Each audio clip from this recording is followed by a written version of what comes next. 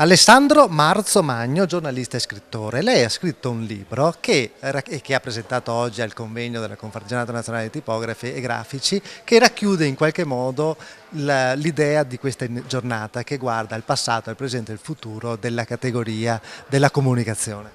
Sì, io ho raccontato come Venezia diventa nella prima metà del Cinquecento la capitale europea e quindi mondiale per quell'epoca dell'editoria. Pensate che a Venezia nella prima metà del Cinquecento si stampava la metà dei libri che si stampavano nell'intera Europa.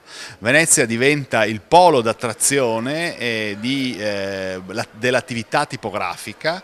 La stampa viene inventata in Germania, ma da Gutenberg nel 1455, ma in una specie di mondo alla rovescia la Germania non aveva i capitali per sviluppare il business della stampa e quindi i tedeschi emigrano in un paese più ricco, che era l'Italia. Allora, nel 500 l'Italia era più ricca della Germania e Venezia era la città più ricca d'Italia, una delle più ricche, e quindi sviluppa questa attività, l'attività editoriale, l'attività tipografica.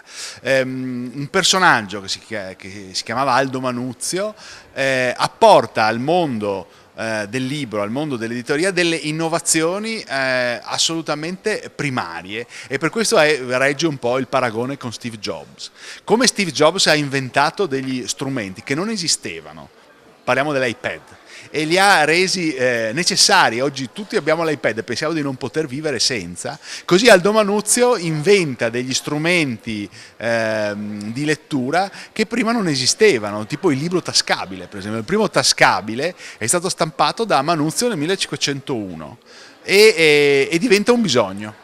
Aldo Manuzio inventa il concetto di lettura per piacere. Prima di lui si leggeva per necessità, si leggeva per mestiere, leggevano i preti perché avevano i sacerdoti, perché avevano bisogno di leggere nella messa, insomma nelle funzioni religiose, leggevano i professionisti, gli avvocati per esempio, per imparare. Non esisteva il concetto di lettura per piacere. Manuzio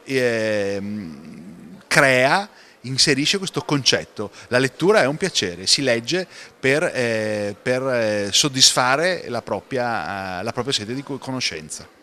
A suo modo di vedere, una categoria come la comunicazione, la tipografia, la grafica artigiana di un paese come l'Italia, che a questo punto può considerarsi un po' la patria, ha un futuro? Ma il futuro dipende da noi.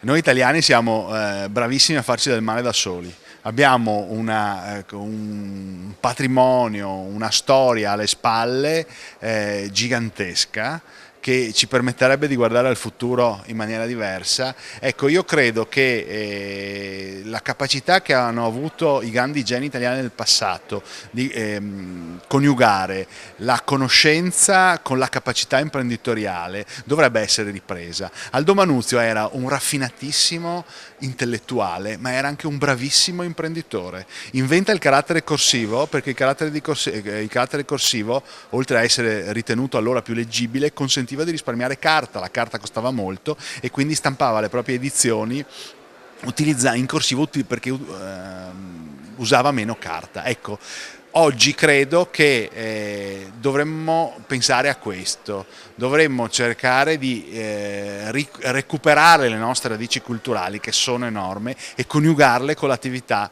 imprenditoriale che gli italiani riescono ad esprimere.